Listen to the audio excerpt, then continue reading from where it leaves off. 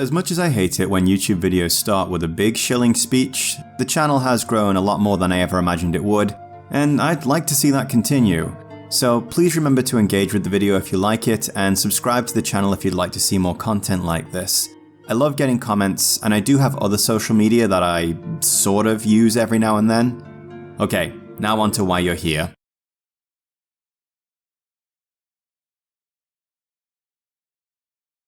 In just about every culture around the world, there is a creature that survives by feeding on the life force of its victims, a parasite of sorts. The very notion of survival of the fittest distilled into a terrifying visage that hunts exclusively on human prey, often sucking out their energy through their vital fluids. Folktales across the world, from Eastern Europe's Strigoi, Scandinavian Draugr, something any self-respecting gamer should be all too familiar with by now, to the Australian Yarama Yaho and China's Jiangxi. They all share similar characteristics, yet they are far from the romantic vampires that exist in the modern collective unconscious. The vampire as we know it today didn't really come into existence until the 19th century with the release of Bram Stoker's Dracula. We are going to be talking about this guy one day. And a little before that with John William Polidori's Vampyr. The title of this book also goes on to explain the spelling used for the title of the game in question today, something I've seen people use as a point of ridicule for some reason. Now, I'm fine with a joke, and far be it for me to be critical of another creator's work, but if, say, for example, you're a very popular game critic, and you fancied yourself as a bit of a highbrow story enthusiast, and you'd even used your platform as a way to sell your own books and audiobooks before, well, maybe that was a bit of a low-hanging fruit to grasp for. I don't know, maybe you should have known better. So this game had been on my radar for a while, especially after fellow creator and all-around Chad, who would be very welcome to marry my hypothetical sister, the Summer of Mark, kicked out this video on the topic. Despite being a goldmine of potential, vampire RPGs seem few and far between, and I love a good AA slightly janky game that's brave enough to try something a little different. I will say now that I wasn't swept off my feet by this at the start. There's something of a barrier to entry baked into the mechanics, but we'll talk more on that later. Once I got into this game though, it grabbed me and held my attention through 2 solid back-to-back playthroughs, and I can tell you up front that I 100% recommend it. And so without further preamble, let me tell you exactly why. One more time. Friends, kindred, it's time to be embraced. This is Vampyr.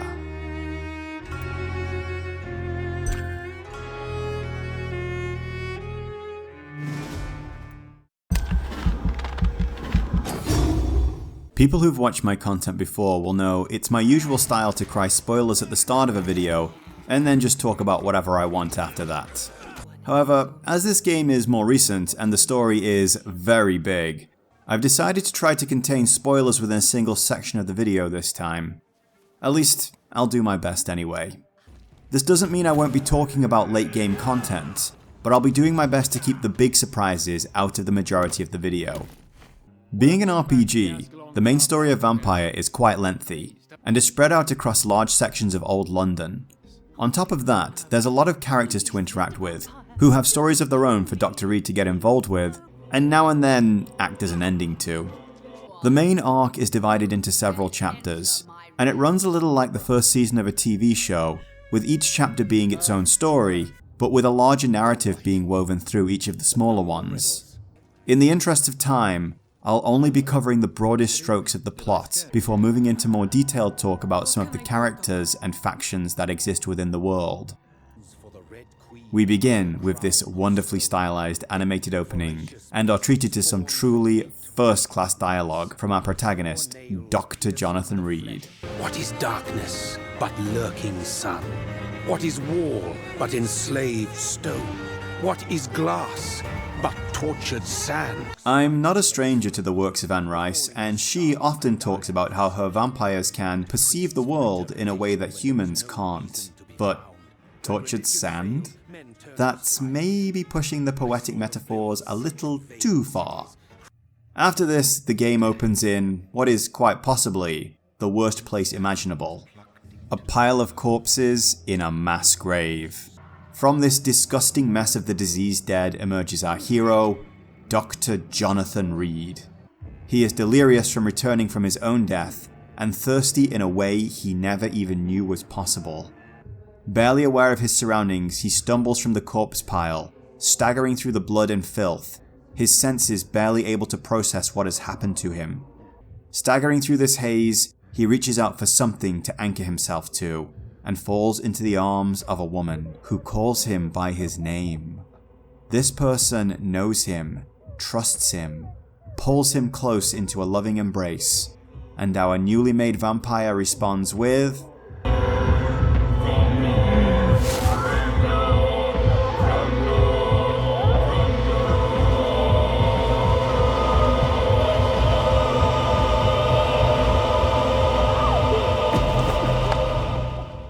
The thirst subsides.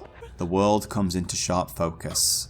And if our hero thought awakening inside a mass grave with the cold hands of the dead desperately clutching to keep him there was the worst thing a man could experience, kneeling over the corpse of his sister, slain by his own hand, offers him a fresh perspective on that.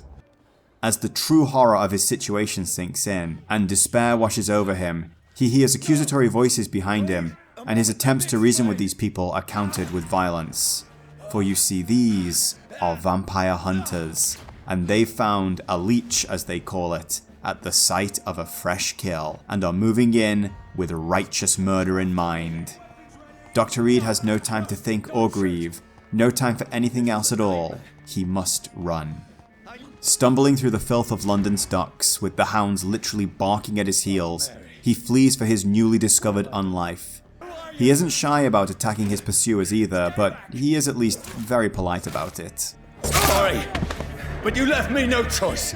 With the sun soon to rise, he escapes into a house and barricades the door. Once hidden away, he can slow down and take in his surroundings. Try to understand what happened to him. As he does, flashes of memory come to him. The words of the undertakers as they rifle through his pockets. Memories of something, someone, following him through London streets, chanting a strange rhyme. And as he takes the gun from a recently deceased corpse, a vision from his time in the war. Nothing makes sense, and none of this can surely be real. He resigns to lay down in bed, place the gun to his chest, and pull the trigger. If only it were that simple. Awakening from his attempted suicide, Dr. Reid finds his life has become no less complicated than it was before, though he quickly becomes accustomed to his new body.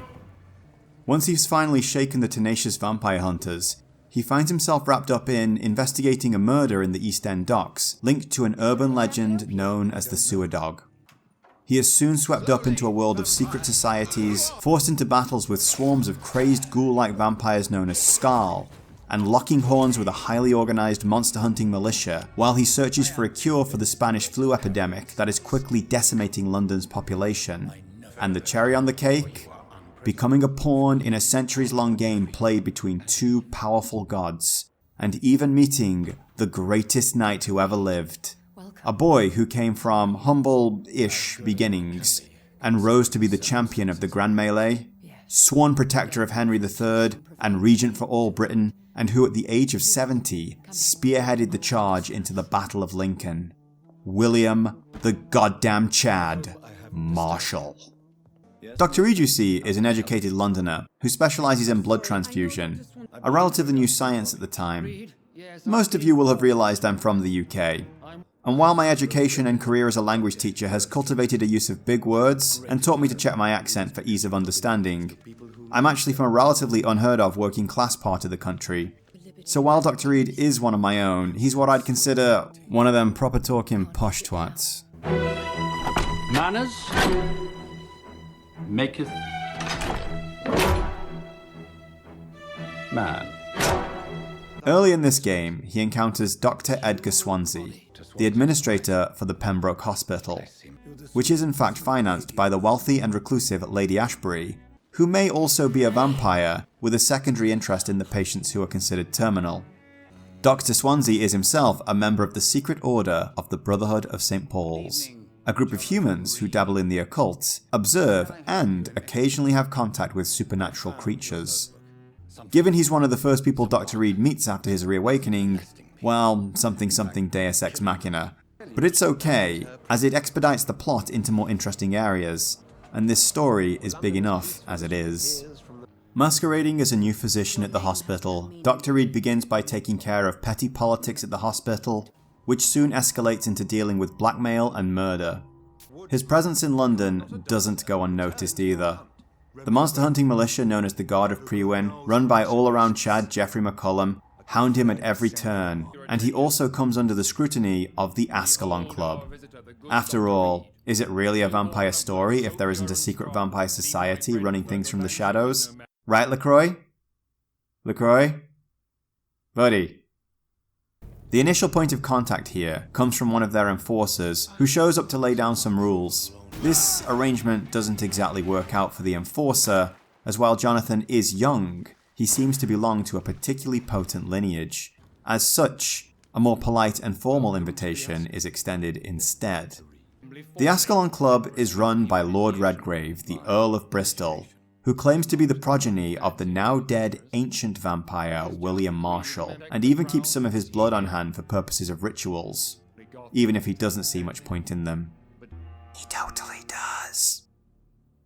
The club hosts London's wealthiest and most privileged people from both the vampires and human ranks, with ascending into immortality offered as a perk to members who truly excel in their service to the crown.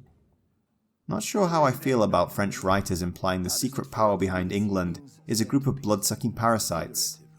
Wait a minute. Fair enough. Dr. Reid's primary motivations are twofold. Discover a means to fight the Spanish flu epidemic that's sweeping across London, and discover the identity of his maker and find out why this happened to him. And this seems like a good place to segue into spoiler territory. I won't be covering every detail even here, but I'll definitely be touching on all the important points. So if you do have aspirations to play this game and don't want its secrets exposed to you before going in, then skip ahead to the timestamp now. They gone? Okay. Let's continue. So, diving into this mystery, our newly made vampire soon discovers that far from being the Spanish flu he had to deal with during the war, London is being attacked by a unique strain of vampirism that transforms most of its victims into degenerate Skarls. Skarls are considered a lesser strain of vampires, subsisting primarily on human flesh rather than blood, looking much more corpse-like, and in most cases retaining their sensibilities. We learn much about their condition first from Sean Hampton. I love this guy so much. And later from their social leader, Old Bridget, who runs a shelter for them within London's sewers. Skarls generally steer clear of Ekons, which is the appropriate name for what Dr. Reid is now, because of some bad history, and fear of the Ascalon Club keeps them below the surface and out of sight. Mostly. This new strain, however, creates Skarls that are either feral and violent, or at the very worst, sadistic and hateful. Their existence is all part of a strange and elaborate cycle spun between the Red Queen, the goddess of all vampires, and her son, Mirrodin. The Red Queen slumbers, but every few hundred years awakens to unleash her wrath upon the world. At this time, a champion is chosen to stand against her, and in this world of science and technology, the new champion needs to be a man of medicine. This all borrows heavily from various pagan myths and legends, and creates a good meta-narrative for the game to take place in. Anyway, I think we're done with spoilers for now. Let's catch up with the rest of the guys.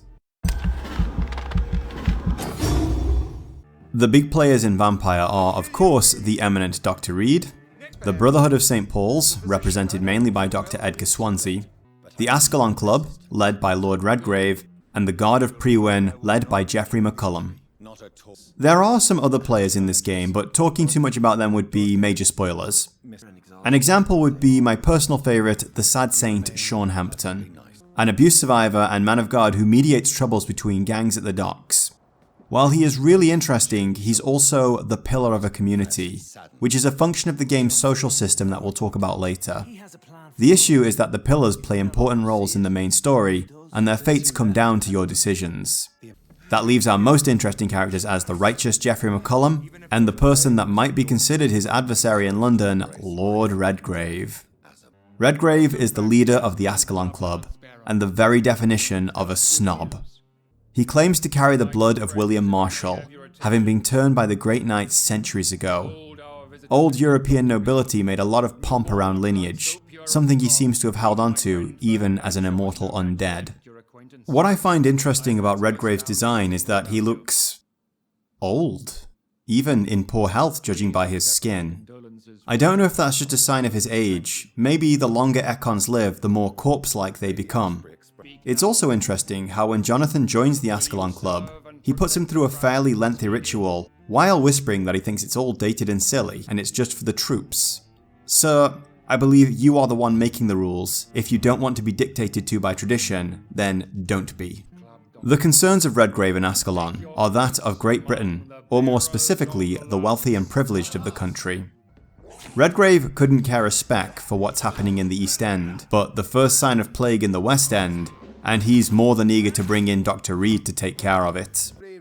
The attitudes of the Ascalon Club are personified in Aloysius Dawson, someone considered to be the richest man in the whole country. This guy literally wants to build a wall to separate East and West London and let the plague devour the poor and desperate while the wealthy and privileged stay safely protected behind it. I'll let you take a wild guess at who they base this piece of human garbage on. Dawson is also a community pillar, and his fate is very much in Dr. Reid's surgical hands. I won't spoil anything, but I will say this. Murder isn't always the sweetest victory, though it will net you a heap of XP. On the other side of this, we have McCullen, a single-minded, righteous crusader sworn to rid the world of vampire kind. I could see this guy getting his own spin-off game and it being a lot of fun. Like most Dark Avengers, he has a tragic backstory concerning the death of his family and eventual mentorship by a great hunter who is now dead and he desperately tries to fill in for.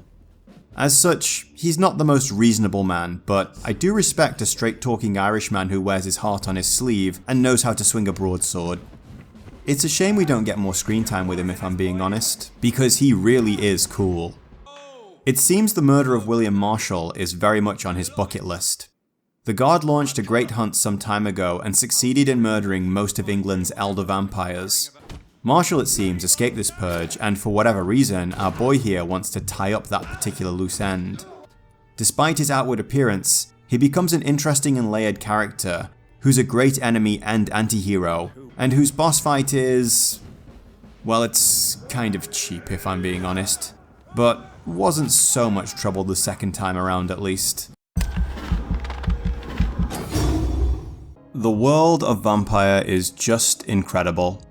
Being one of the biggest cities in the world, the game opts to condense London down into one large hub world similar to what Deus Ex Mankind Divided did with Prague. There are 4 major districts in Old London, and they are all gated off by quarantine barriers and powerful enemies that are going to keep you out of certain areas until the game is ready for you to go there. This keeps you mostly on a linear path. Progressing through the game, you are slowly able to open all the different quarantine barriers, and this enables you to move around much more freely, and get from place to place without always having to trudge through another slugfest with the same 5 pre-win guys. That being said, this isn't exactly an open world RPG, and because of the effects of time passing, usually minor, sometimes major, you are encouraged to exhaust an area of investigations and side gigs before you move on to the next one.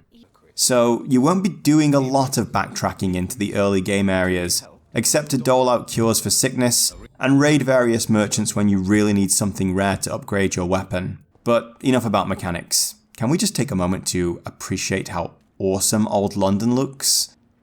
There are a couple of early sections in the game where you know the devs were doing their damnedest to show off and really suck people into the world, and oh man did they succeed with this opening on the boat. So the 4 districts are Whitechapel, the West End, the Docks, and the Pembroke Hospital, and each area has something unique going for it. Most of the areas are, to put it mildly, disgusting. Dirt and filth and death permeate every part of this place. I think it stands out so much at the hospital just because it's the last place you'd expect to see this. Pembroke Hospital is clearly a place under great stress. The staff tell you as much, of course, but you've only got to look around and see this is a place where standards have fallen drastically. There are boxes of supplies just stacked haphazardly all over the place. Blood and dirt can be seen everywhere, to say nothing of the improvised ward thrown together at the front of the place. Tents that offer little protection from the elements, and that are also crammed full of boxes as well as fading human lives, litter the roadside. And once the patients expire, it's a short hop around to the back of the hospital to lay out in the open until the corpse collectors arrive to deliver the bodies to the mass graves. This whole area has a sense of desperation to it, with the only haven being Dr. Reid's somehow immaculate office. It's only a short step out from here into the streets of London, where plague victims lie in the street. We see houses boarded up with dead inside painted on the doors, large bonfires in the middle of the streets, and the Scarl feeding on freshly killed corpses, while they themselves are hunted by Prewin. Whitechapel is the poorest area of London, and a home to many Romanian refugees, as well as the underprivileged of England. Here criminals walk around openly. Houses lack even simple luxuries like wallpaper and carpet, and I can only imagine how cold it must be in the winter. Again, there is a sense of despair here. People trapped in a desperate situation as the weight of the world, the war, and a terrible plague bear down on them, to say nothing of the character of some of the inhabitants themselves. And yet, we still see signs of hope here. People willing to help others and try to spread a little joy, even in the face of such utter despair. Contrast that with the West End and this guy. I'm rich, Dr. Reid, and powerful. I'm sure I'll be able to acquire all the blood I need without ever having to sully my own hands. The West End is a pristine place of grand architecture and apparent decadence. The plague is just something in the newspapers here, something happening in some other part of the country, and probably nowhere near as bad as the press is making out. Here we see people whose greatest concerns are finding an interesting place to eat, or abject fear of their daughter abandoning them. That doesn't make all these people bad. Well, this woman is terrible. I said be careful, child. I'm sorry, sweetheart. Mummy has been so clumsy again. And her too, for that matter. Yes, my love, it's a new tea I bought. Not too bitter for your taste, I hope. Poison my best friend, will you? It's just a matter of perspective and spin. The newspapers are only really reporting about the war, not wanting to scare the genteel dispositions of the paying customers, so the epidemic is relegated to a footnote in history. We do actually encounter a journalist in Whitechapel trying to blow open the whole story there, but he isn't having much luck with it. How can you speak about starvation if you've never been hungry? Or about poverty? Or anything else you have never suffered from? To be honest, the West End is a nice change of pace from the other areas. It feels light and alive, and there seems to be hope here still. I'd say it has some of the most interesting characters, including this piece of human garbage, and who could forget these two? What are you doing out here in the middle of the night? We are waiting for someone. And why are you waiting for this person? Because we need to leave this city as soon as possible. Why do you want to leave the city? I'm not really sure. No idea. Just go with it. So this all comes together to paint a picture of a world that's alive and breathing. Yes, the game's limitations are on display here, but this is a AA game, so we can make some concessions there. What's important is that we have a world that tells a great story full of interesting characters. Characters who we learn about through the game's narrative and social systems. The crux of Vampyr's gameplay loop is the social interaction system that the game uses to introduce all the different characters you are going to meet in London. Vampyr is first and foremost a mystery game that just so happens to have a stamina management combat system attached to it. Don't think that I'm being dismissive of the combat here, as I do really like it, but you'll be spending a lot more of your time talking to the various people in the different districts of London, learning what makes them tick, and completing investigations, aka side quests for them, than you will clubbing these infinitely respawning 5 Prewin guys over the head with bats or swinging a surgical saw into their faces. And since we're talking about conversations here, That means dialogue trees. A lot of dialogue trees. Like, so many dialogue trees. Look, this is gonna make or break the game for you.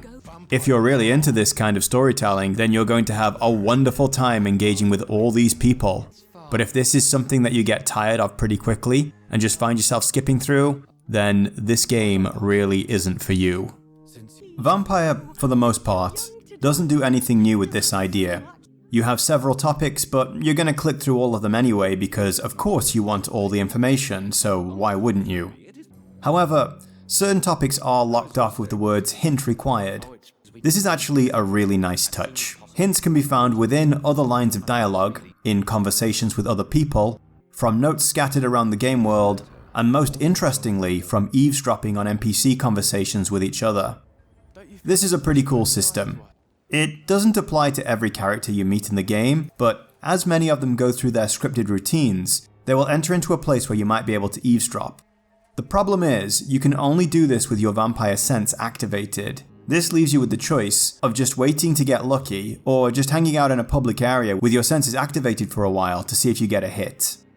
Once you've got it, however, you have to move to a specified location where you can listen in on the conversation. These will usually be gold mines of hints for both participants and sometimes even other characters in a location. It's a nice system. Once you've unlocked hints, Dr. Reid can use his vampiric persuasion powers to pull more information out of a target, and often unlock side quests in the process. The point of this system is twofold. First off, it's a world building mechanic. Vampyr isn't just about the story of Johnathan Reid. It's very much about London and getting a slice of life during this time of war and a terrible epidemic ravaging a nation. From the poverty-stricken East End of Whitechapel to the affluent West End, we see a variety of interesting characters trying to hold their lives together while the world literally falls apart around them. In your menu screen, you can see information about each district and the people inside it. At the center of every district is the pillar of the community. These people will be very closely tied to story objectives, and your decisions when dealing with them will decide if they live or die. Very often, however, much like in Witcher 3, what you think of as a good decision will have very negative consequences. I won't spoil all of it here, but because of the autosave system the game uses, you may want to read a guide for your second playthrough at least. The position of the character on the board also gives some indication of their relationships to each other, and how the fate of one will impact the other. What do I mean by the fate of a character? Well, the other big thing here is feeding, a system that I didn't engage with at all on my first playthrough. We'll get to the how and why of that later though. To put it simply, the more about a person a vampire knows, the stronger their bond becomes, and the more experience points they'll gain from murdering them and draining their blood. And if you really want to, you can kill everyone in this game. This system speaks to the idea that a vampire isn't drinking blood to cope with some disease, but rather is consuming the life force of their victims, and the blood is just a symbolic gesture of taking it. I'm going to go into a bit of a segue here and handle one criticism I've seen leveled at this system, specifically that killing named NPCs grants XP, but killing random enemies doesn't, and some have questioned why Dr. Reid simply can't drink from his prey to gain XP without killing them, and honestly, if you're asking both of these questions, it shows just how little you understand this system at all. Now, the real answer here is because it's a gameplay mechanic in a video game, and so only needs to make about as much sense as ink ribbons taking up the same inventory space as a shotgun, but okay, sure, I'll bite. First of all, you do actually get a small amount of XP from combat, so there's that. Second, you don't know any of these random hunters from Adam, and when Johnathan feeds in battle, he's not drinking someone to death, he's getting a quick hit of blood to restore his stamina and blood pool for powers. He's not taking all their potential into himself. Contrast that with an NPC who Johnathan has taken time to learn about, become acquainted with, uncover the secrets of, and even carry out an investigation on behalf of. He's created a strong bond with these people, and then, when he takes them off into a dark alley somewhere to drain them, what he's doing is more like sucking out their souls through their blood. Simply put, there's a big difference between getting a buzz from a quick hit of Red Bull during a jog, and enjoying a feast of high quality protein and organic veggies at the end of a hard day of study and training. So getting back to the system. The idea is that you should feel morally conflicted, I said be careful, child. in most cases, about who you'll kill, and that their death will have an effect on the members of the community that they're connected to. Feeding on people this way will give you a big XP boost, and the more you know about a person, the bigger the boost will be. The twist here is that pretty much everyone in the game is fairly layered, and there are almost no straight up bad guys for you to put down. Take for example, Joe Peterson. We encounter Joe basically working a protection racket for the main East End gang, the Wet Boot Boys, whose leader, incidentally, is one of the first people you can kill during what is still the tutorial phase of the game. At a glance, it seems pretty clean cut. Joe is a criminal, and he seems to be quite proud of it, all things considered. But scratch the surface and you uncover a story of a failed boxer, a son who's got serious mental trauma and never goes out, a wife who died, and we later discover was actually cheating on Joe with the very shopkeeper who he's dressing down when we first meet him. Joe has also tried to find legitimate work before now, but was turned down on account of his previous criminal record. So, with all that to consider, is he really such a bad guy? Certainly, killing him would be devastating for his son, who'd have no means of supporting himself, and would lose his house and likely succumb to sickness or some other non-vampire related blood extraction.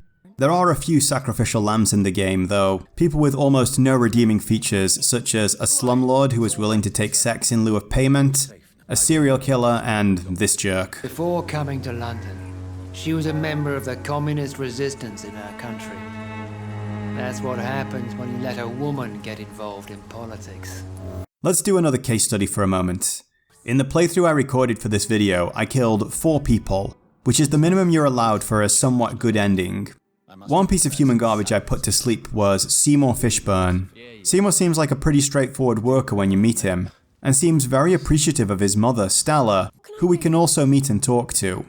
Stella is a sweet old lady who, as well as looking after her son, also takes care of an orphan street kid named Rufus.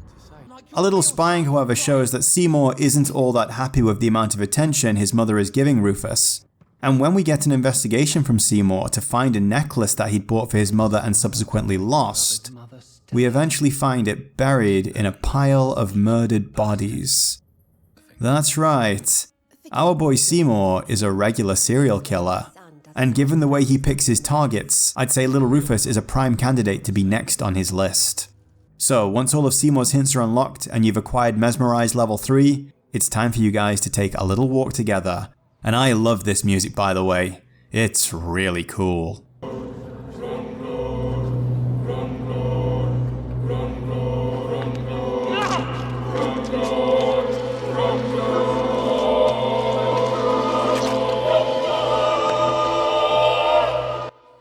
As he slips away, his final thoughts enter our minds.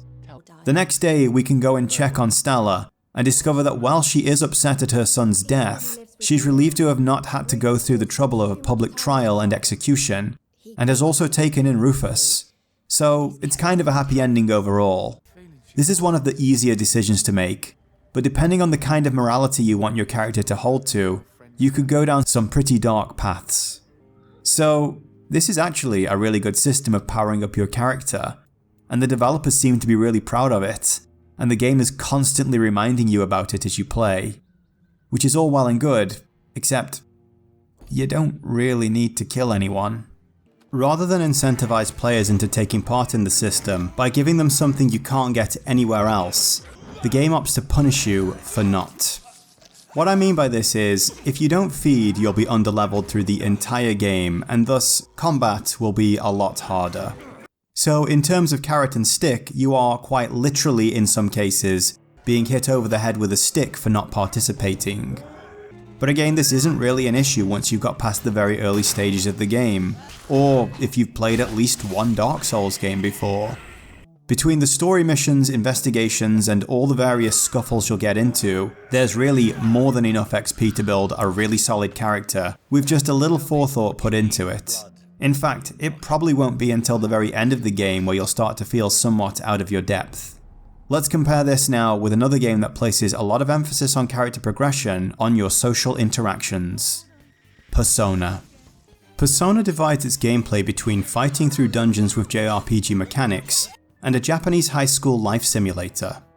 Unlike a lot of JRPGs where the story and the gameplay might as well exist in completely different worlds, these two systems are completely codependent, and I honestly couldn't tell you which one is the real game. In Persona, as you spend more time with different characters, you develop a stronger bond with them, which gives you access to bonuses that are impossible to get through any other means. It uses a time limit system that limits you to 2 actions a day, and only 1 if you choose to enter a dungeon, so you really have to consider which links you are going to invest your energy in.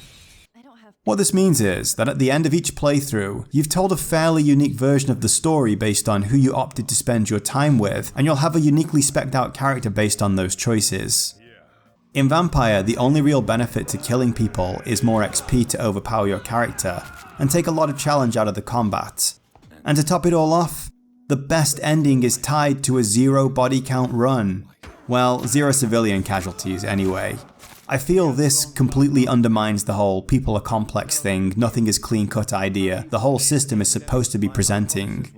It basically removes any role-playing or personal storytelling from the choice. That is to say, I didn't play Dr. Reid as a good guy because after exploring this world and his personality, I felt he would be a paragon of light and hope in a dark place. I did it so I could get the good ending. Likewise, I suspect many people who amassed a high body count on their first playthrough were just fed up of having their asses constantly handed to them in every fight, rather than deciding to roleplay Reid as a secret bastard or psychopath. So while this is a very good and clever system in many ways, it's not perfect. Of course, some of these limitations come to the game's AA budget, but it would be nice if, should they make a sequel, they maybe refine this somewhat. If I was being completely honest, Vampyr's combat made a pretty bad first impression on me, and I very nearly rage quit the whole game before I'd really had chance to get started with it. I have some, shall we say, strong opinions about stamina management as a mechanic, and about games that don't understand what a difficulty curve looks like. Don't misunderstand though, these things are not objectively bad. But as I said in both my Soul Reaver 2 and Blood Omen 2 videos, combat isn't a simple matter of bringing together some popular mechanics and shipping your game. How characters look and move in games and the way they fight, and the limitations they have to overcome there, are as much of an expression of who they are as the words that come out of their mouths. As such, I wasn't on board with the idea of a powerful nocturnal predator from the depths of your worst imagination being constantly on the back foot and at high risk of being destroyed by even the weakest enemies for the sake of a mistimed dodge.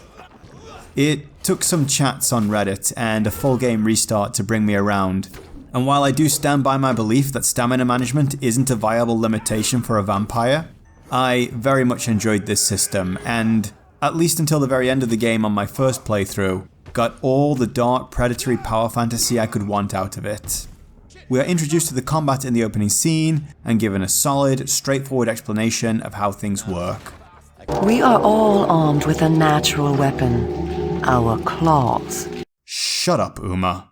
The inventory system allows for 2 active loadouts that can be switched between using the left and right direction buttons. You'll basically be choosing between a weapon in each hand or a large double weapon in both hands, and dealing with certain pros and cons for each choice. One-handed weapons are much faster and burn up less stamina. They can be paired with either a gun for range damage, or an offhand weapon which, in my case at least, was always a cudgel for stunning damage. As mentioned before, you can and should feed in battle. This will give you a respite and recharge your stamina, and also charge your blood pool so you can unleash your most devastating attacks, or put up your defenses.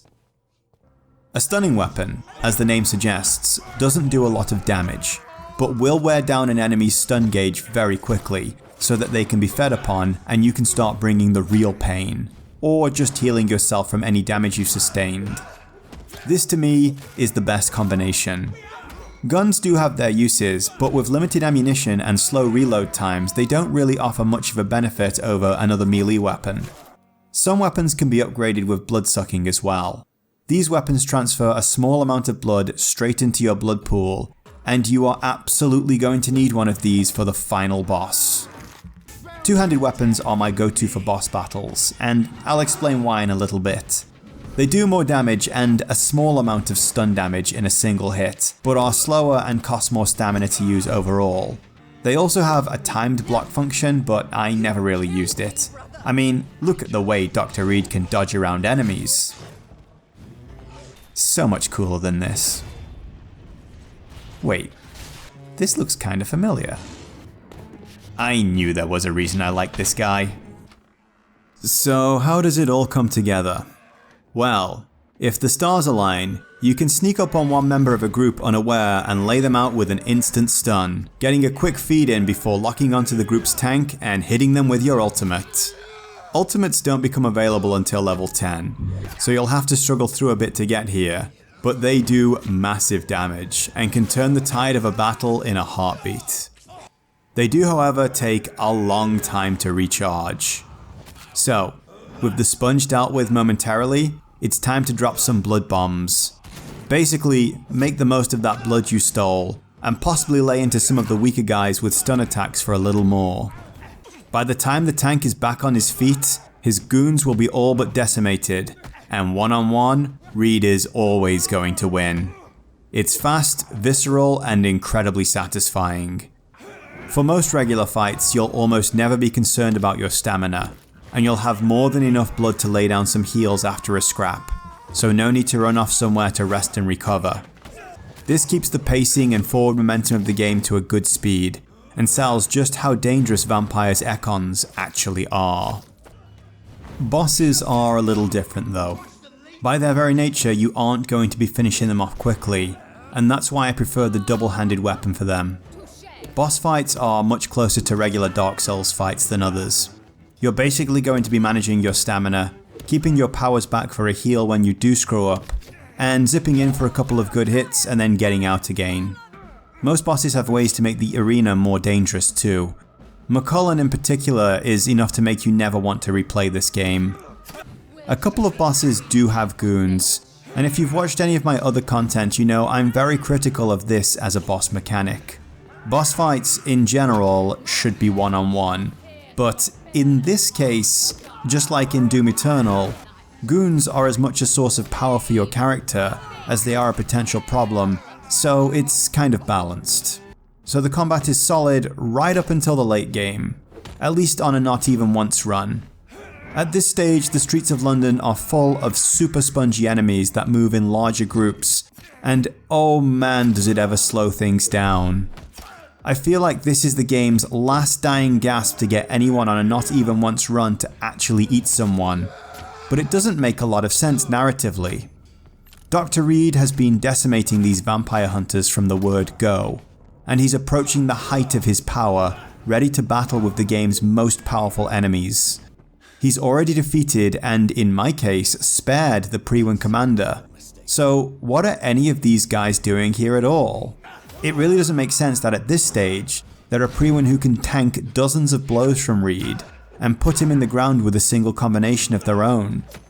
To contrast this, on my second playthrough where I killed 4 people, even these guys weren't all that challenging. Now sure, this is a real-time combat system, so just through the action of replaying the game I'm going to be much better at it, but I can only imagine how easy it would be to go for a high chaos ending. You could argue this final push is to set the scene for the final encounter, but do you know what would have worked better in my opinion? Nothing. How about that? Just empty streets. This city that's been teeming with strife all game suddenly falls silent as the Priwen retreat and the Skarl, sensing something massive just around the corner, scuttle away into the deepest shadows. That would have been far more foreboding than the massive grind I had to deal with getting to the final fight. Still, it's a small gripe in an otherwise great system. As I mentioned earlier in the review, whether or not you like Vampyr is really dependent on how much you enjoy dialogue trees and watching well voice acted characters having conversations in eloquent English tones. If you're the kind of person who finds themselves skipping through conversations and cutscenes, then you're really not going to enjoy this game. even as someone who does enjoy this style of gameplay, I did have a few late sessions where I just wanted things to end, and got the occasional sense of dread when I approached a new social hub, fully aware that I was about to lose a couple of hours to digging up hints again. But I'm a story first kind of gamer. True, I think the best game stories are told through play, or come in the form of the emergent narratives that reflect the way a person chooses to play a game, but I don't mind being told a story either. And this is a wonderful story. I really enjoyed both my extensive runs through the dark and diseased streets of London as Dr. Johnathan Reid. The atmosphere and pacing of this game is perfect, and the combat is fast and brutal with enough tactics thrown in to not make it a repetitive grind. I really hope there's more of these in the future. Maybe something set in the aftermath of World War II and the Blitz, or perhaps even London in the 1960s. But not every great story needs to be one of many. If this is the only adventure we get in this world, well, it was a great time. If you like a good story with lots of fun characters, then this game is definitely for you. It certainly was for me. And it's something I'll definitely pick up again for a high chaos playthrough one day in the future. Oh, Mary. Well guys, welcome to the end of the video. This is the super secret section just for people who watched right to the end, where I say a big thank you to you for taking the time to listen to me drone on about games. Just know I really appreciate it. And if you feel like throwing the video a little engagement, type "for the Marshal" in the comments so that I know that you heard this. And one last time, thank you. It is time to step away from the darkness. I do have at least one more video to make about the fascinating and often romanticized Kindred, but after finishing this game for a second time, I realized I needed a break from them and from slow-paced games for a short while. So instead, let's head back into a more familiar world, a place of global conspiracies and powerful cybernetic weapons, a world of augmented people and grim-faced soldiers, and examine one of the greatest redemption stories in gaming. The legend of Jack the Ripper. I think it's time for Jack to let her rip.